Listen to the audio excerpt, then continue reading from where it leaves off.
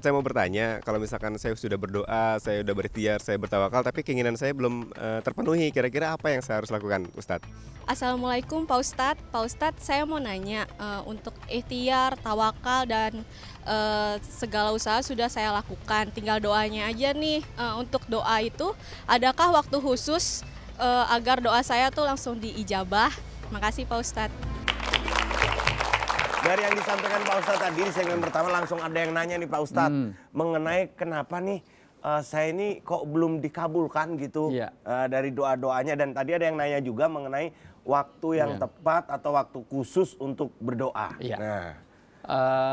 Waktu, tempat, dan suasana hati itu menentukan. Misalnya, saya jawab yang kedua dulu. Karena salah satu doa yang tidak dikabulkan kalau kolbun lahinun, hatinya kosong. Kita berdoa tetapi tidak dalam hati, hanya di bibir. Sampai di sini, sampai sini doang Pak Ustadz. Tapi nggak sampai ke hati. Yang kedua, jangan-jangan tertib doanya salah. Karena doa itu tidak boleh mendikte. Karena doa itu kan menyuruh tapi kepada Allah. Jadi harus tadarruan wa khifatan, ada adabnya.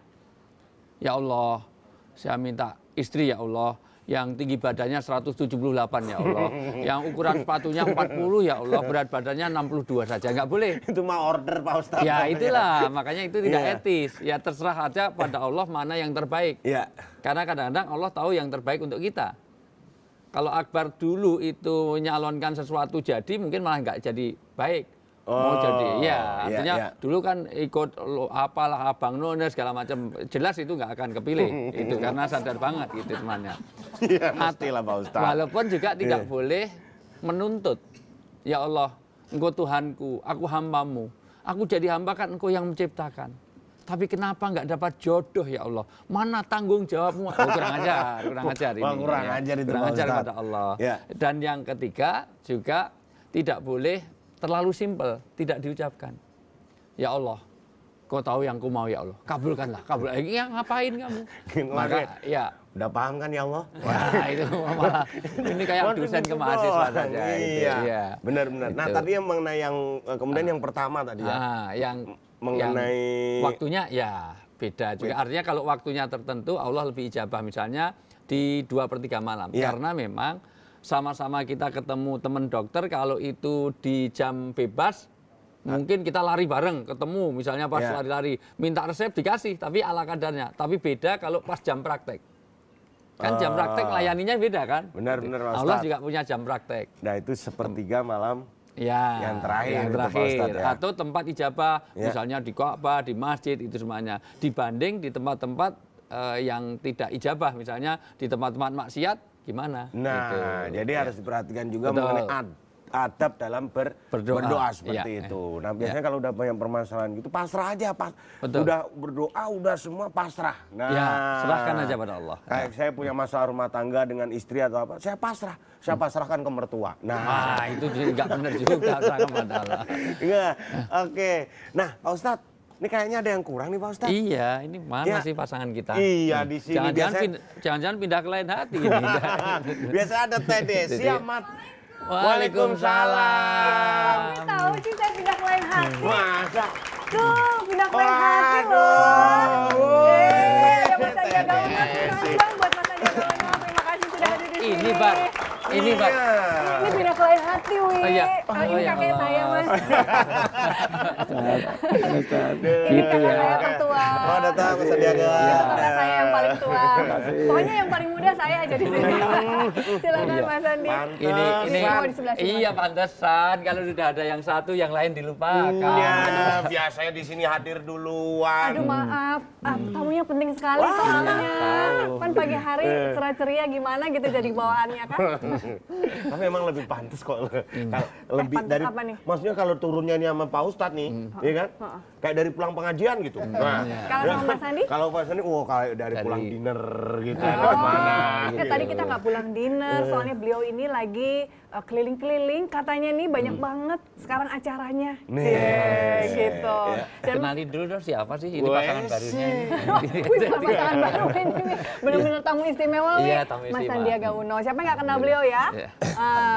Nih saya nggak ingin tanya dari awal sampai akhir tentang bagaimana proses menjadi seorang pengusaha yang sukses dan beberapa kali masuk sebagai jajaran orang terkaya di dunia. Nggak mau. Yang pengen saya tahu adalah apa sih yang membuat Mas yakin bahwa menjadi seorang pengusaha adalah pilihan hidup Mas? Saya mungkin cerita sedikit latar belakangnya. Saya nggak pernah bermimpi menjadi pengusaha. Jadi saya waktu itu karena melihat ayah saya itu profesional, juga ngikut sebagai ayah saya profesional.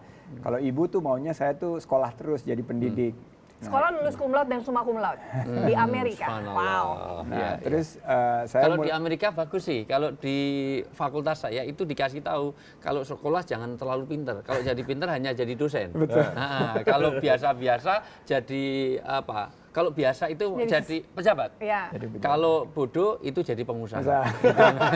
Itu ada anekdotnya seperti Iya, itu. di kampus saya. Dan kebetulan statistiknya gitu. Saya itu dulu nyesel agak pinter hanya jadi dosen.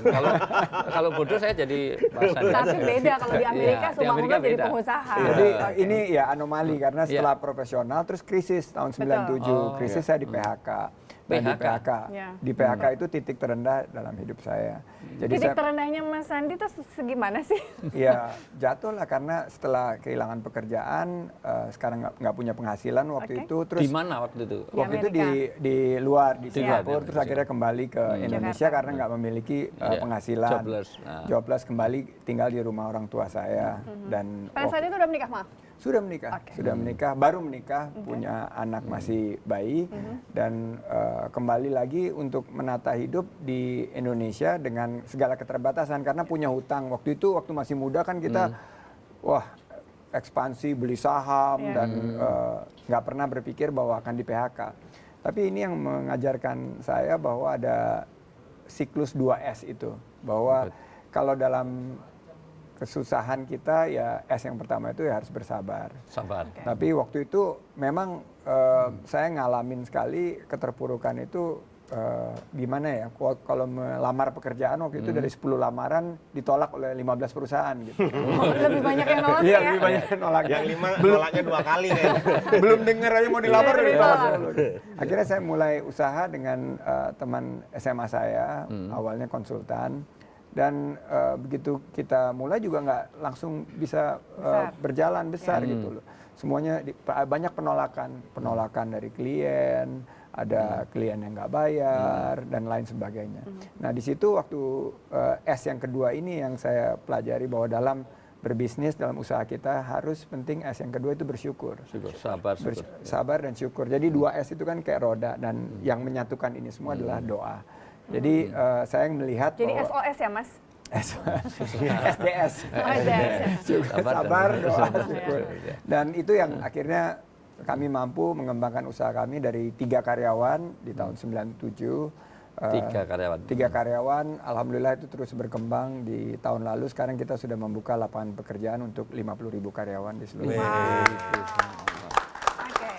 Tapi Dari ingat 3 jadi 50. Ingat ya, nanti ceritanya ingat ya, jangan terakhirnya aja yang didengerin ya, tapi proses menuju ke arah sana yang akan kita ungkap supaya teman-teman yang hadir di sini juga kemudian lebih bersemangat untuk menjadi entrepreneur. Selain satu ini kami akan lanjutkan cerita hatinya Sandiaga Uno, tetap bersama kami di Cerita Hati Ramadan.